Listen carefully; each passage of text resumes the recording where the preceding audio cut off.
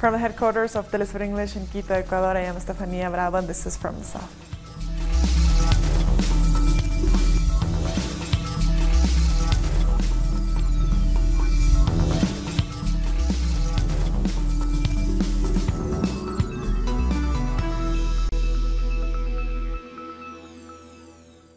And today we start in Cuba, where the first of thousands of doctors who were working in Brazil as part of the More Doctors program have begun to arrive back in Havana.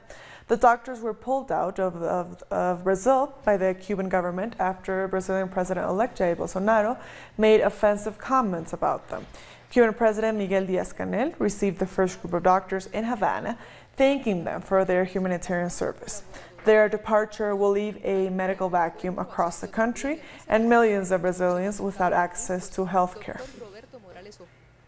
It's a day of great joy, but also of great sadness for the Brazilian people that we know will miss us.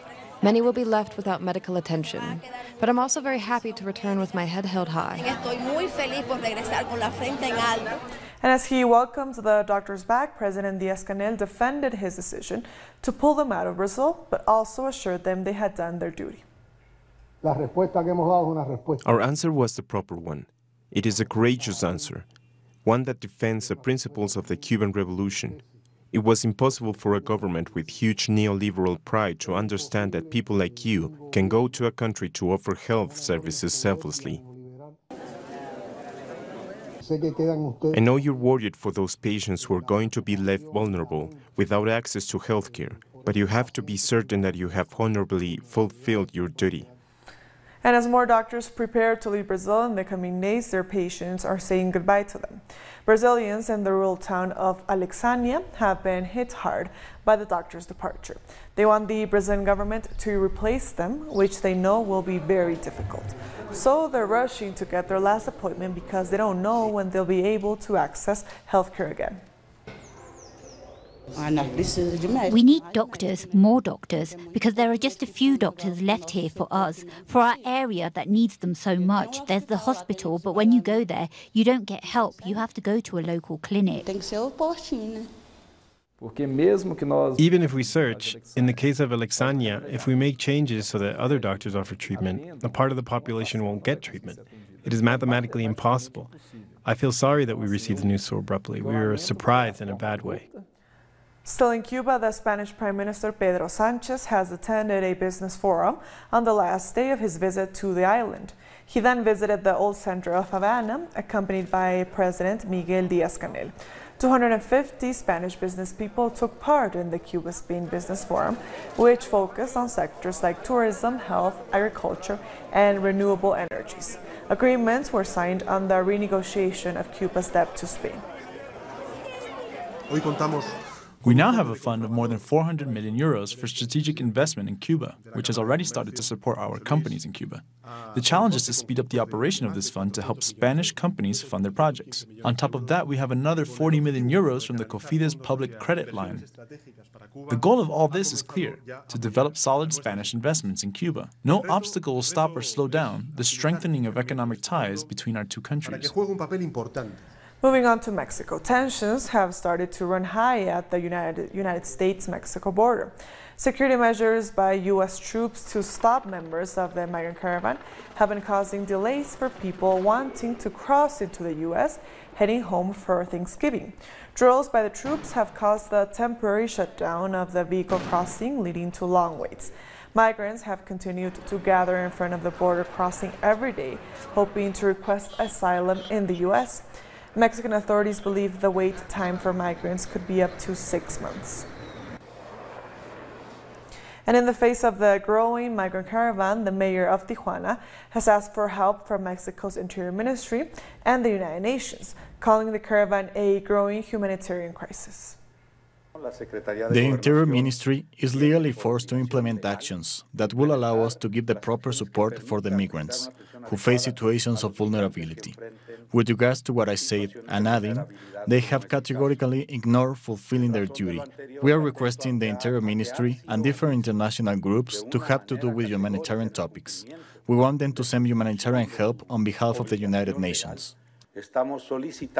Our correspondent at the border, Alina Duarte, brings us more about the recent practice closure of the U.S.-Mexico border. U.S. President Donald Trump has said military personnel supporting border patrol south of the country can use lethal force if necessary against the more than 6,000 migrants arriving in the area. But his Defense Secretary James Mattis has denied these reports. The president did see the need to back up the border patrol, and we received late last night an additional instruction authorizing to implement additional measures. We're sizing up what those are. On Thanksgiving Day, the president also threatened to close the border as more migrants arrive to the border city of Tijuana in Mexico. We find that it gets to a level where we are going to lose control or where people are going to start getting hurt. We will close entry into the country for a period of time until we can get it under control. To the entire border? The whole border. I mean the whole border. And the U.S. president made good on his promise. In fact, the military performed a drill in San Ysidro's port of entry. Migrants are afraid this latest move could bring their grueling 4,000-kilometer journey to an abrupt end, while also dashing any hopes for asylum. We are afraid since we are traveling with my daughter. I don't want anything to happen to her. Donald Trump wants to greet us with punches and bullets, but I know our faith in God will be stronger than Donald Trump. I am not afraid. My goal was to arrive in the United States, and I'm close to achieving it. According to the Washington Post, Donald Trump wants to implement a program to encourage migrants to stay in Mexico while their asylum requests are being processed. The plan could come into effect on November 23rd. Some Central American migrants fleeing poverty and violence are choosing to travel to Spain over the United States because of the Trump administration's anti-migrant policies. However, as soon as they arrive in, their hardships are far from over. After selling all their possessions to pay for flights, many of them have to sleep on the streets without warm clothes or food. As a father, I want to say, I would only ask for something for my son.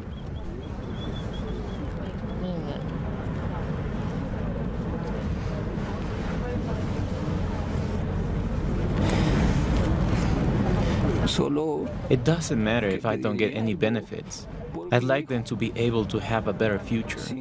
We are not asking for much. During the few days we have been here, we have seen the good conditions in which people here live. Students are marching in Colombia to take part in a huge demonstration to demand that the government increase the education budget. Our correspondent Paola Fernandez reports. It's been 1 week since the dialogue between the government and the delegates from the 32 public universities in the country. Students continue to demand the government an increase in the budget for their institutions. Meanwhile, students from all over the country are marching towards the capital. On November 28, students are calling for a big demonstration that will be supported by different workers' unions, indigenous and campesino movements to reject the lack of resources for higher education and the new economic policies imposed by the government of President Ivan Duque. Students from the Universidad del Cauca have denounced police repressions as they march to Bogotá. They say they are just marching to demand a solution to the budget cuts and ask the government to end the policy brutality. Students from at least 3 public universities are already in Bogotá and have demonstrated during this day in small gatherings. Student movements are still calling on President Ivan Duque to join the dialogue to accompany his Minister of Education. We'll be back very soon. Stay with us.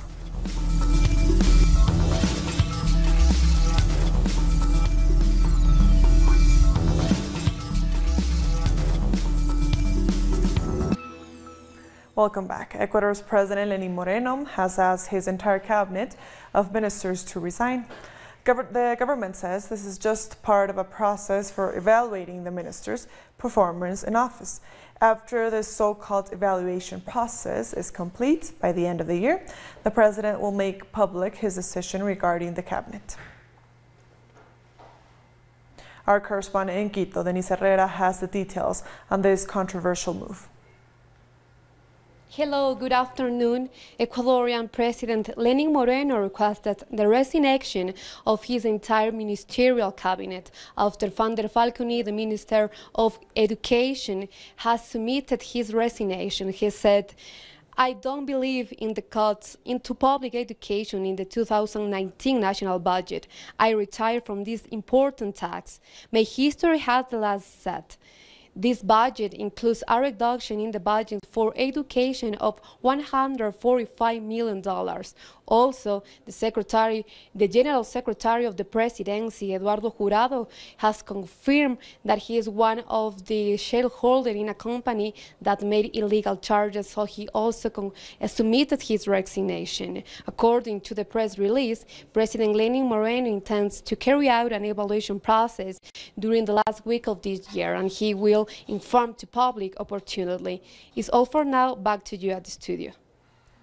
We thank Denise for that report. 2 women involved in a Peruvian money laundering case against the opposition leader Keiko Fujimori have been placed under house arrest. The 2 women, both officials in Fujimori's Fuerza Popular Party, were given 36 months of house arrest instead of the preventive detention requested by the prosecutor. The judge said both were part of the criminal network inside the party, but did not play a leading role. Pension fund administrators in Peru have lost close to $3 billion so far in 2018, which belong to contributors, as the law protects the administrators. More in this report. Those making contributions to pension funds are seeing their money decrease month by month due to the bad investments the fund is making. Last year, they lost just under $2 billion. It affects my profits, money that is meant to be there for my future. This is bad money management, and they need to regulate it to assess how we can get back the money we are losing. Everyone should be allowed to decide where to put their money. We are virtually forced to put it in pension funds. Under the law, pension funds are not liable for any losses. In their defense, they argue that when money is lost, it's due to changes in the markets rather than bad investments. Pension funds have an advantage. If they lose the money, they're fully protected. No one can accuse them because the law does not allow it.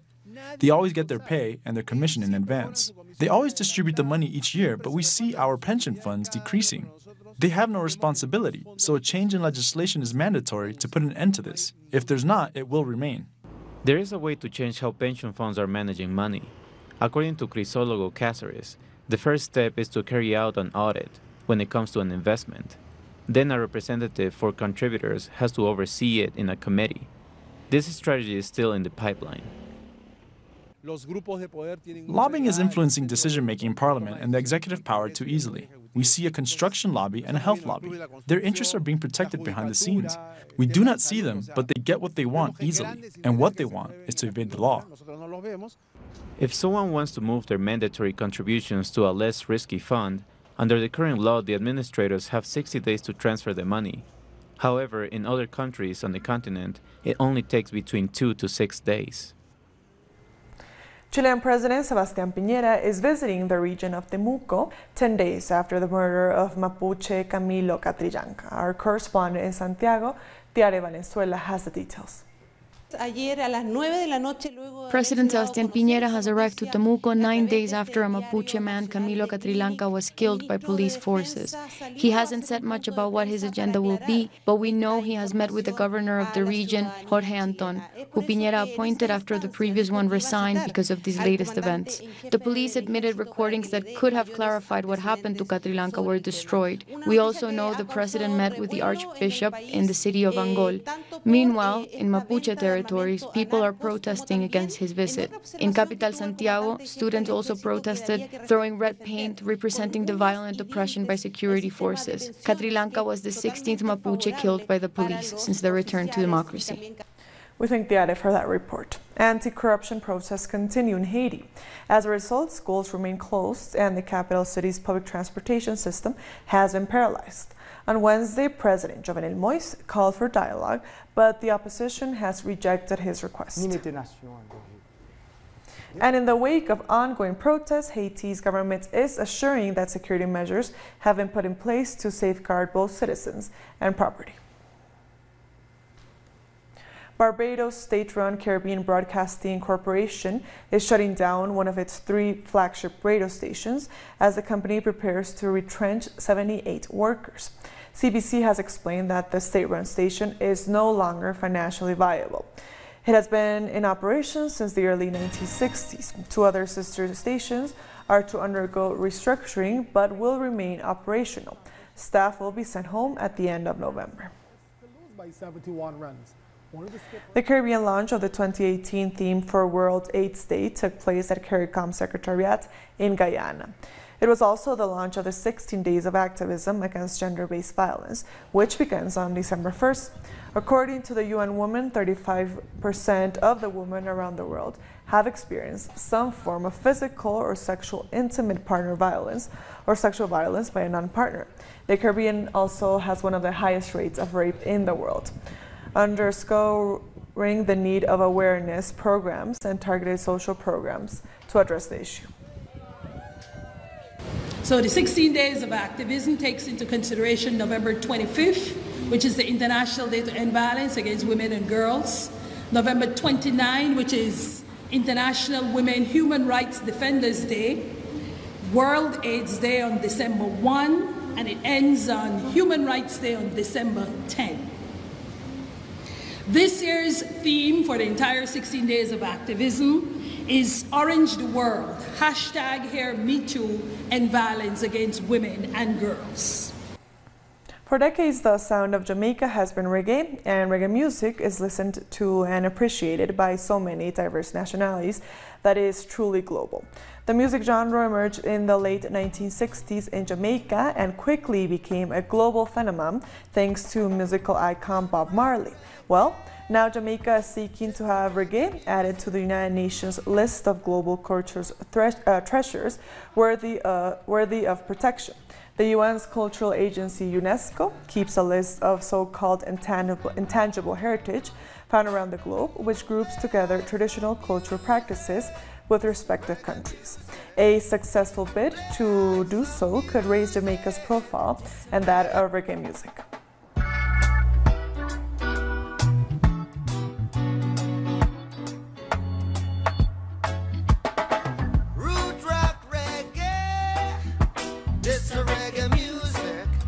We'll be back very soon. Stay with us.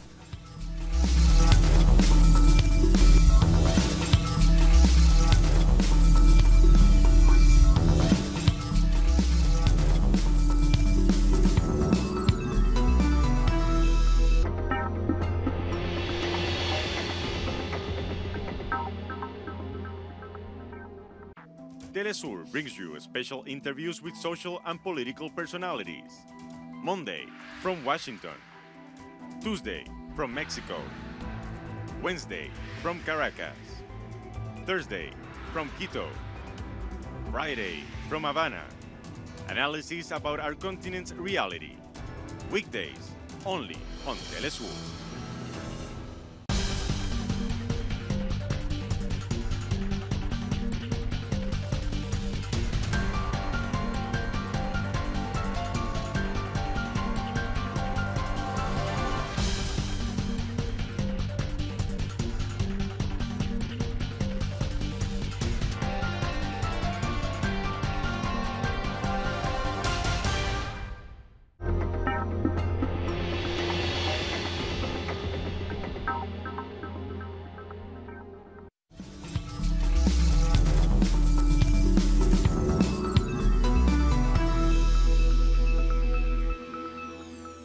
Welcome back. 25 people have been killed in Pakistan during a suicide bombing in a market on the northwest of the country.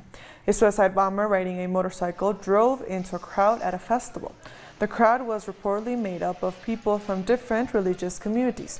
No group has yet claimed responsibility for the attack. But that was the second attack on Friday in Pakistan. Earlier in the day, gunmen killed at least 7 people in the Chinese consulate in Karachi. 3 gunmen, 2 police officers, and 2 other unidentified victims are confirmed dead. Afterwards, armed attackers attempted to storm the building. An insurgent group has claimed responsibility for this attack. All Chinese consular staff and family members in China's consulate in Pakistan are safe. Prime Minister Imran Khan had expressed condolences to the consulate. The Chinese side strongly condemns any violent attacks targeting any diplomatic missions and requests the Pakistani side takes measures to ensure the safety of Chinese nationals and organizations. China expresses condolences for the 2 dead Pakistani security officers, as well as the families and those injured. Spain is threatening to vote against the Brexit deal between Britain and the European Union if it doesn't get a say on the future of Gibraltar. The Spanish government says it has to be directly involved in discussing the impact of Brexit on the British overseas territory, which Spain regards as rightfully its own. The current draft agreement, to be agreed by the EU leaders on Sunday, says only that the future of Gibraltar will be negotiated between the UK and the EU. Spain must be involved in all the issues related to Gibraltar, and this is not negotiable for the Spanish government. It is essential. Amazon workers in Spain and Germany are on the Black Friday strike against poor working conditions. In Spain, workers walked out of Amazon's largest warehouse on the outskirts of Madrid. In Germany, the workers' union called for workers to strike for 24 hours until midnight on Friday to demand better pay and labor contracts. We're doing it precisely today on Black Friday because we want to send a message to people that while it is very nice to be at home or at work doing your shopping on Amazon with the computer and clicking and receiving the products the next day at home, there are a lot of people here at this logistics center working incredibly hard under a lot of pressure from our supervisors who make you do things to maintain a high production process, which translates into diminished physical and mental capacity. We want people to know about this.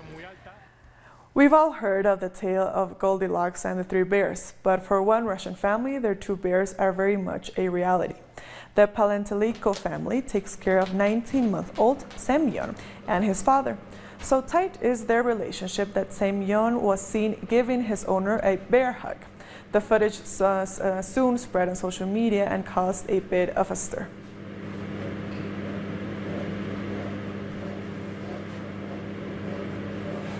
And with that story, we've come to the end of this news brief. These and other stories, as always, find them on our website at telesurenglish.net.